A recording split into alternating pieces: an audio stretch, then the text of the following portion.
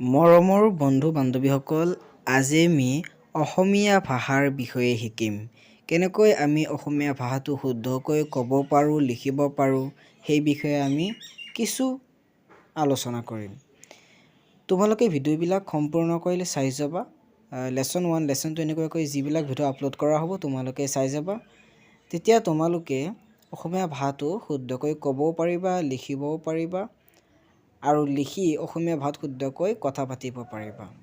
গতিকে দেৰি নকৰি ভিডিঅ'টো আৰম্ভ কৰোঁ আহা।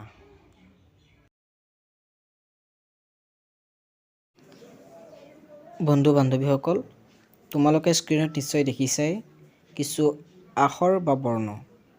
অসমীয়া ভাষাত এইবিলাক আখৰ বা বৰ্ণক স্বৰবৰ্ণ বুলি কোৱা হয়। স্বৰবৰ্ণত মুঠ 11টা আখৰ বা বৰ্ণ থাকে। সেইকেইটা ক্ৰমানুসাৰে তোমালোকক মই পঢ়াই শুনাইছোঁ।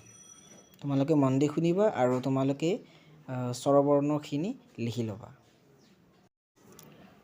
তোমালোকে এনেদৰে পঢ়িবা: অ, আ, হ্ৰস্ব ই, দীৰ্ঘ ই, হ্ৰস্ব উ, দীৰ্ঘ উ, ৰি, এ, ঐ, উ, ঔ।